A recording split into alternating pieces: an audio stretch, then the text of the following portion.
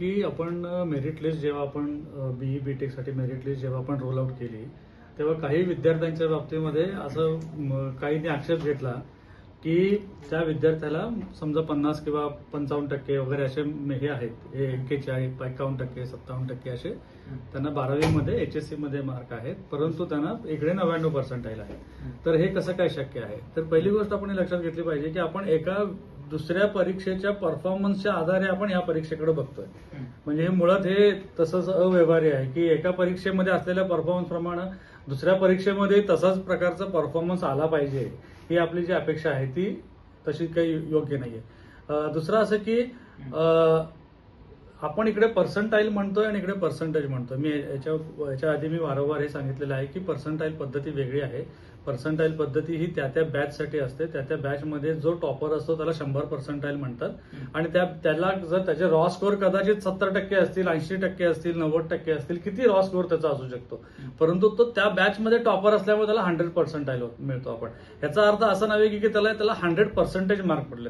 100% mark म्हणजे त्याला 200 पैकी 200 मार्क पडले तर त्याला 100% म्हणता येईल.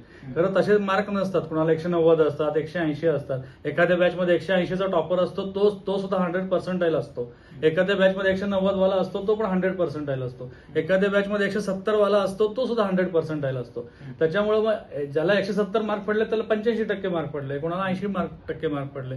त्याच्यामुळे आपण हे जे मुळात जे पर्सेंटाईल आणि पर्सेंटेजचं एक जे तुलना करतोय ती चुकीची आहे. दुसरी गोष्ट म्हणजे 12वी मध्ये काय मार्क पडले आणि त्याला सीईटी मध्ये काय मार्क पडले आणि आपण काय करतो त्यात सुद्धा फक्त सिलेक्टिव्ह घेतोय. आपण 2-4 विद्यार्थीच घेतोय. ओव्हरऑल जर आपण सगळी जर हे बघितली मेरिट लिस्ट बघितली तर जसे त्याला 12वी मध्ये चांगले मार्क आहेत तसे त्याला सीईटी मध्ये पण चांगले मार्क आहेत. आणि 12वीचे हायर पर्सेंटाईल आणि सीईटीचं हायर पर्सेंटाईल ह्याचं जे कोरिलेशन आहे ते पॉझिटिव्ह कोरिलेशन आहे. आम्ही काल त्याच्या संदर्भामध्ये एक स्टॅटिस्टिकल स्टडी पण करून घेतलेला आहे. आणि दुसरं काय होतं की आपण 4,64,000 विद्यार्थी या परीक्षेसाठी बसलेले होते, त्यापैकी 2,35,000 विद्यार्थी हे कॅप मध्ये सहभागी झालेले आहेत. आता ह्या 2,35,000 विद्यार्थी जे आलेले आहेत त्यांच्या आधारे आपण सर्व अनालिसिस करतोय. परंतु जे 4,64,000 विद्यार्थ्यांपैकी जे 2,29,000 विद्यार्थी आलेच नाहीत कॅपमध्ये, त्यापैकी जवळजवळ 9,000 विद्यार्थी असे होते की ज्यांचं पर्सेंटाईल 90 पेक्षा जास्त आहे. या 9,000 विद्यार्थ्यांच्या पैकी 4,500 विद्यार्थी असे आहे की ज्यांचं पर्सेंटाईल 95 पेक्षा जास्त आहे. 95 आणि 99 किंवा 90 पर्सेंटाईल पेक्षा जास्त असलेले असे हे 9,000 विद्यार्थी आणि 80 पर्सेंटाईल पेक्षा जास्त असलेले जवळजवळ अजून 14,000 विद्यार्थी म्हणजे साधारणतः 24,000 विद्यार्थी असे आहेत की जे ह्या कॅपमध्ये आलेच नाहीये. त्याच्यामुळे त्या लोकांचा सुद्धा परफॉर्मन्सवर तुम्ही आज प्रश्नचिन्ह उपस्थित करत आहात की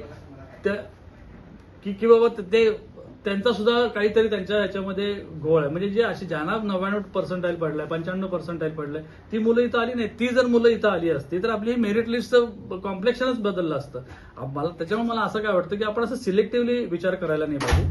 दुसरी गोष्ट अशी की जसं HSC मध्ये PCM मध्ये कमी मार्क आहे परंतु सीईटी मध्ये जास्त मार्क आहे असं काही प्रमाण आहे. असे काही समजा 10, 15, 20 विद्यार्थी असेल, ऍक्च्युअली ते 2 आणि 5, 7च विद्यार्थी आहेत.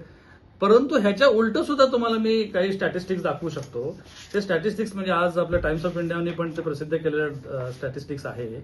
आता फॉर एक्झाम्पल MST CET मध्ये 69 विद्यार्थी असे आहे की ज्यांना 40 ते 50 पर्सेंटाईल पडलेलं आहे MST CET मध्ये आणि त्यांचं जेईचं पर्सेंटाईल 90 पेक्षा जास्त आहे.